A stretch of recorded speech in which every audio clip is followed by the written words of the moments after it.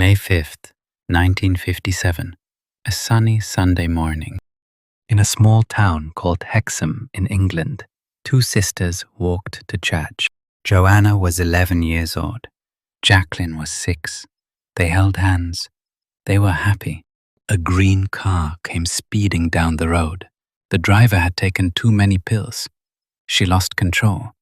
The car jumped onto the sidewalk. The two sisters died right there. So did their friend, Tony. 3 small coffins. 3 families destroyed. John and Florence Pollock buried their daughters. They cried for months. They did not know how to keep living. But John kept saying something strange. He told everyone, "My girls will come back. I prayed for it. God promised me." Nobody believed him. 1 year later, Florence became pregnant. The doctor listened to her belly. 1 heartbeat, he said. 1 baby. On October 4th, 1958, Florence went to the hospital. The nurse came out. Her face looked confused. "Mr. Pollock," she said, "you have twins, 2 girls." John did not look surprised. "Yes," he said, "I know." He named them Gillian and Jennifer. The nurse noticed something strange. Baby Jennifer had a small white mark on her forehead, right above her eye. It looked like a scar. Florence started crying because Jacqueline, the little sister who died, had a scar in that exact spot. She got it when she fell on a bucket at age 3. Jennifer also had a dark birthmark on her left hip. Jacqueline had the same birthmark, same place, same size. Here is the thing about identical twins. They share the exact same DNA. They should have the same bodies, the same birthmarks, but they did not. Jennifer had marks that belonged to Jacqueline. Gillian did not. Science cannot explain this. When the twins turned 3, Florence went up to the attic. She opened an old box. Inside were toys from her dead daughters. She had put them away after the accident. She never wanted to see them again. She brought the box downstairs. The twins ran to it. Without arguing, without fighting, each girl picked up a doll.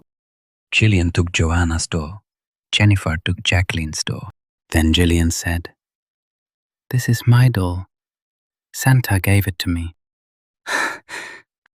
Florence froze because Joanna, her dead daughter, had said the exact same words about this exact. The twins named the dolls.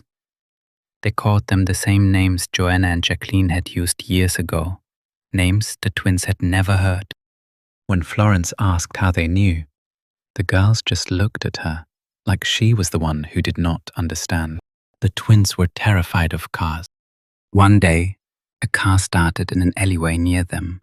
Just started, not moving, just the engine. Gillian and Jennifer grabbed each other. They started screaming. They shouted, the car is coming for us." They cried like they were about to die.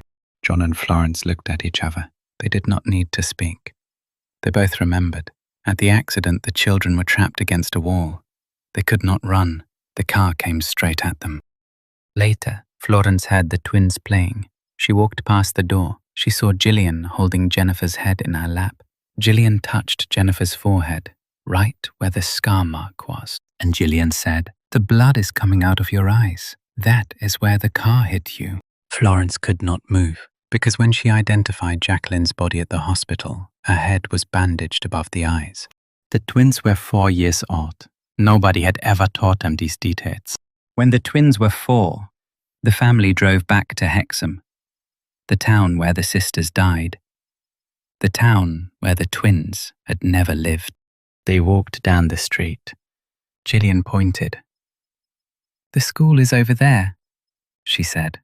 "That is where we go to school." But she had never been to that school. Joanna had. Then Jennifer said, "I want to go to the park, across the road. The swings are there." She was right.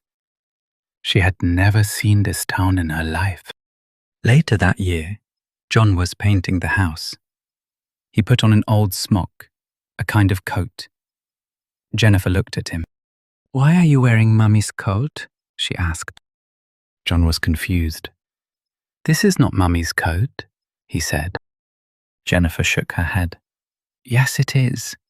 She wears it when she delivers milk. Florence had stopped delivering milk years before the twins were born. Joanna, the older sister, had seen her mother wear that coat. Jacqueline was too young. She was at school. She never saw it. But Jennifer knew. And she was annoyed that Gillian did not remember. Gillian was supposed to be Joanna. Joanna was at school. She never saw the coat. They did not just remember. They remembered different things, like two different people. A scientist named Dr. Ian Stevenson traveled from America to study the twins. He spent 20 years on this case. He interviewed everyone. He checked everything. He said, "This is one of the strongest cases for reincarnation I have ever seen." But not everyone believed it. Skeptics said, the father wanted this to be true. Maybe he told the girls things without realizing it. Maybe it was coincidence. Here's the problem with that theory. When the twins were very young, they said things their parents had never told them. They described the accident in detail. They knew which sister owned which doll. They knew the school Joanna attended, but Jacqueline never did. John and Florence did not talk about the accident. It was too painful. They kept no photos in the house. They never said the dead sisters' names.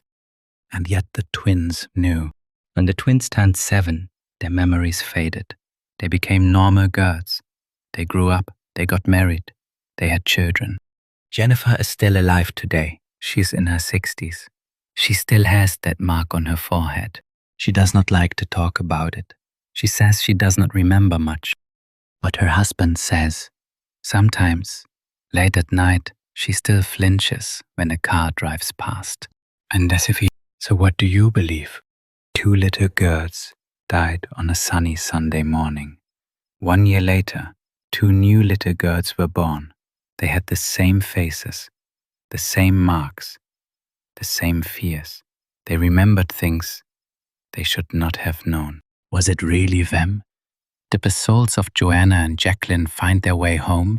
Or was it just a grieving family trying to hold onto something they lost? There is no easy answer. But maybe, for John and Florence, the answer did not matter. Their girls came back. They held them again. They watched them grow up. Sometimes that is enough. Subscribe and turn on the bell icon for my channel, Midnight Cash.